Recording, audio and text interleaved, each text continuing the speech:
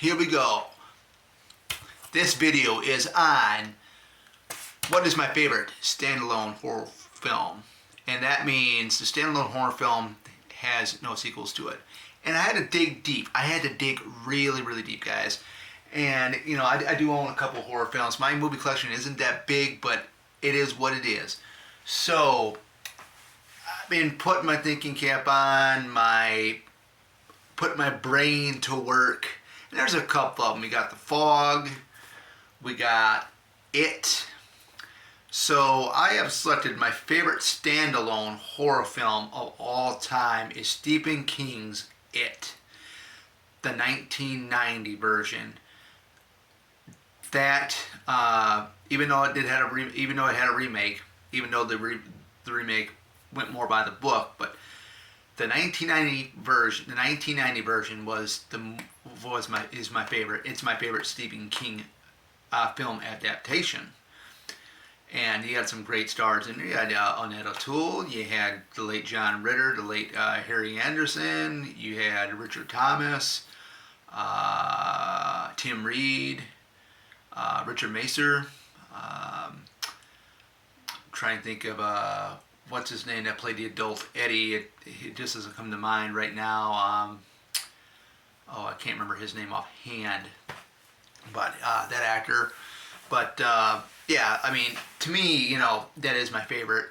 I love it for a lot of reasons. It was made for TV. You didn't need a lot of the gore.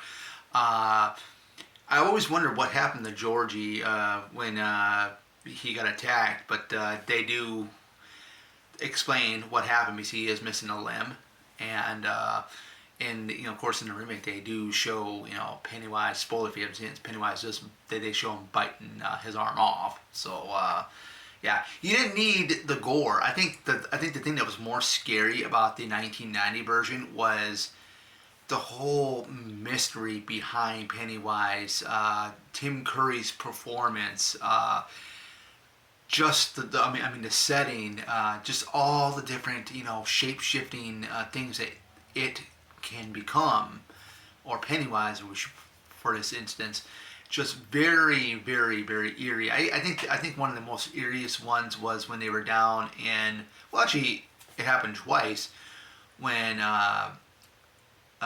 they were like, they're all together, and Bill starts hallucinating about Georgie, and then, of course, it's, you know, Bev with her abusive father, and then you get into the adults when they're adults, and they go back down there again, and here comes Georgie again, and basically tells, "Oh, it's all your fault, Bill. It killed me, and, you know, stuff like that."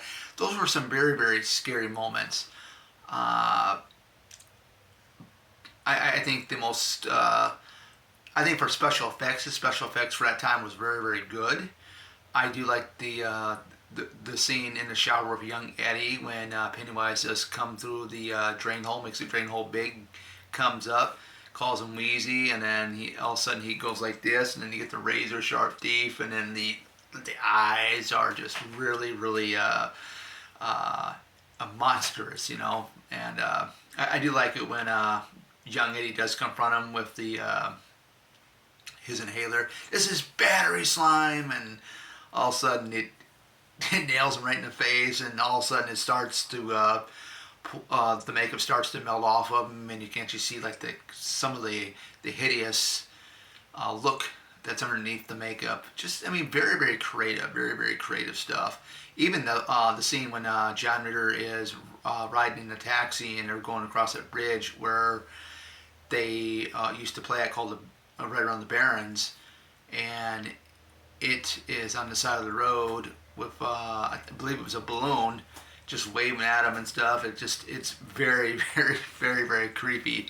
But you know, no offense to anybody who likes the remake. It is what it is. I only saw the first part of it. I didn't see the second part. I know the second part is very, very long, but you know, if I was a fan of, if somebody would have had to ask me, who are you a fan of more, Curry or Skarsgård? Curry, 100% all the way. I mean, he was the first. He was, to me, the only Pennywise that we have. But like I said, I mean, I think Bill Skarsgård did a good job, but I mean, you cannot top off Tim Curry as Pennywise. I mean, there's no way that's ever going to happen. That's almost like taking Jackie Earle Haley versus Robert Englund as Freddy Krueger. There's no way you're going to top Robert Englund off as Freddy. I mean, it would take a miracle to outperform Robert Englund, just like it would take a miracle to outperform Tim Curry as Pennywise. But other than that, guys, that is it. That is my favorite standalone horror film. Technically, it's a TV series, but It from 1990. You tell me what your favorite standalone horror film is. My second runner-up would be John Carpenter's The Fog.